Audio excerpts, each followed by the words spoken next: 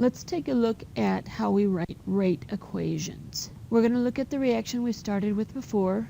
2 nitrous oxides go to 2 nitrogen monoxide plus oxygen.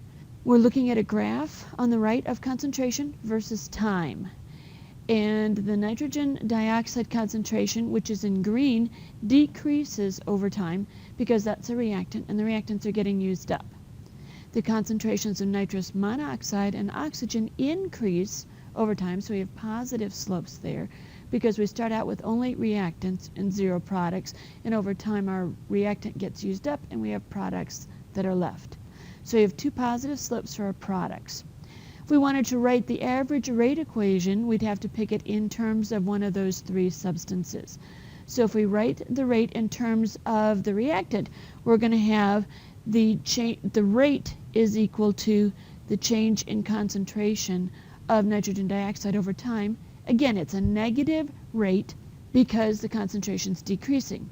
And if we look at the chart for the first 50 seconds, we have a change in concentration of negative 4.2 times 10 to the negative 5th, and that's molarity per second. Again, it's a negative value because the concentration is decreasing. For the first 50 seconds, the line is pretty straight, so that allows us to get a fairly average value for that concentration change. The instantaneous rate, as it says, for this concentration change is the tangent to that curve at any point.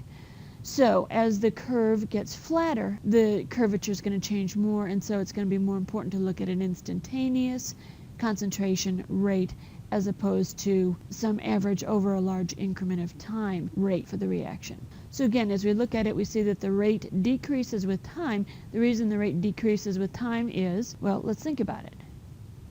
Concentration decreases. Rate depends on the number of particles able to collide.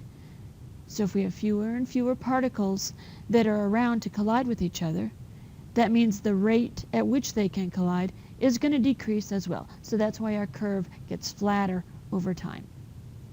Now if we look at this balanced equation, we look at the number of moles of nitrogen dioxide, 2, and it gives us 2 moles of nitrous oxide and 1 mole of oxygen.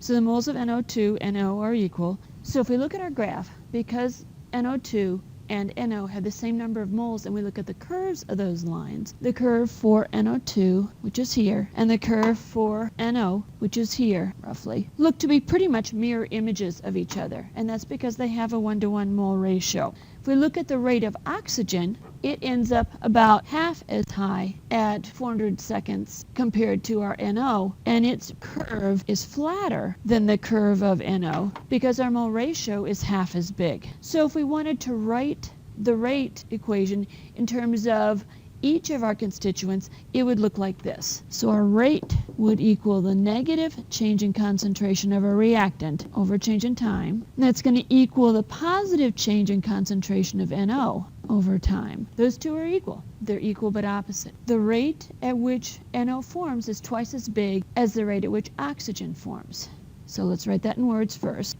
So now if we want to take that and put it all together with the rate equation we wrote up above, it's going to look like this. We'll just rewrite what we wrote before.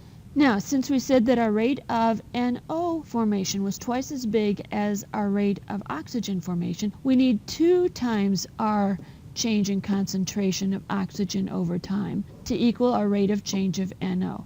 So it's somewhat counterintuitive where that multiplier of 2 goes, but if you put it in words first, that might make a little bit more sense in terms of then translating it to a math equation. All right, a reminder, since the rate of the reaction depends on what we're looking at, we have to be very specific when we're talking about reaction rates, what quantity, what substance in the reaction we're looking at. Because as we just finished seeing, the rate is twice as big if we're looking at it in terms of nitrogen dioxide concentration change over time compared to the rate of concentration oxygen change over time.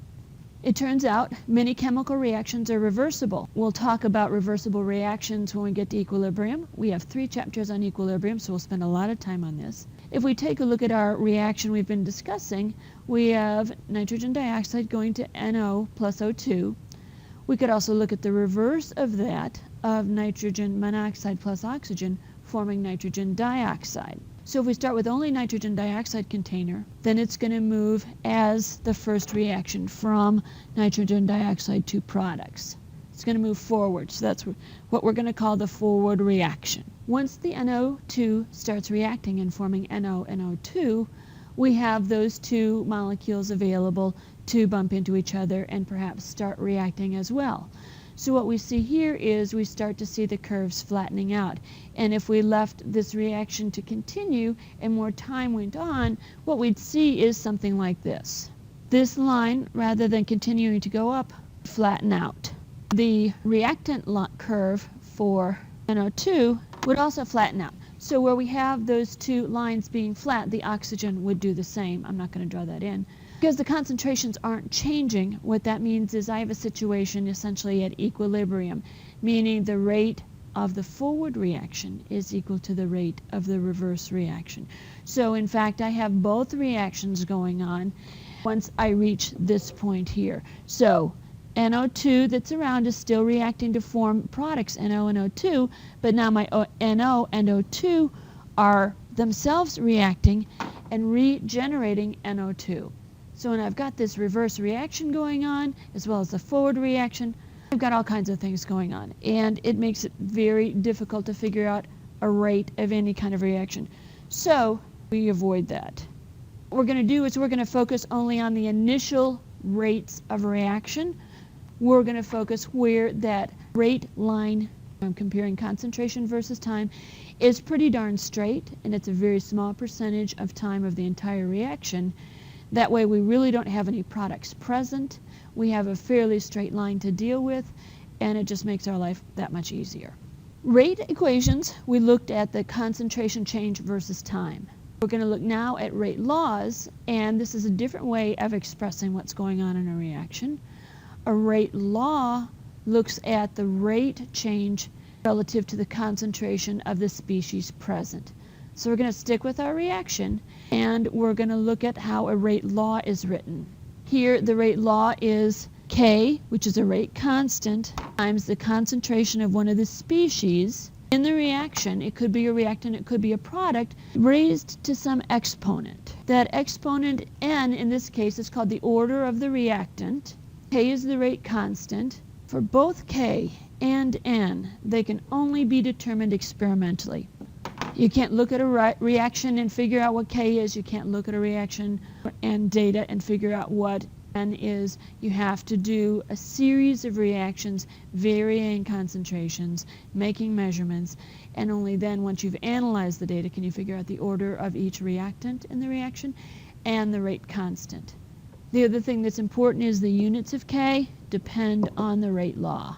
Once you figure out the rate law, then you can figure out the units of K, and they vary depending on your reaction, and in fact, which way your reaction is running, forward or reverse.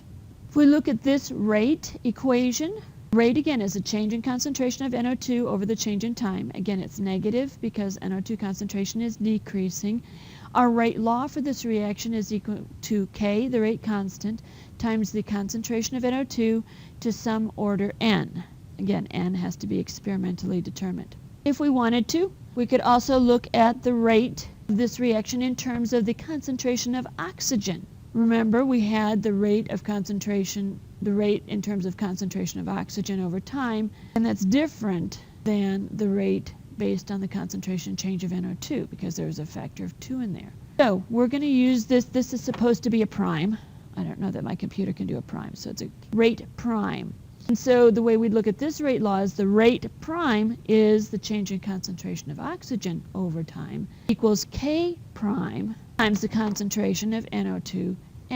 Again, remembering that factor of 2, rate of our first equation up here is equal to 2 times rate prime. And K from our reaction up here is equal to K prime here. Next, we're going to use rate laws to help us determine the order of reactions in a kinetics problem.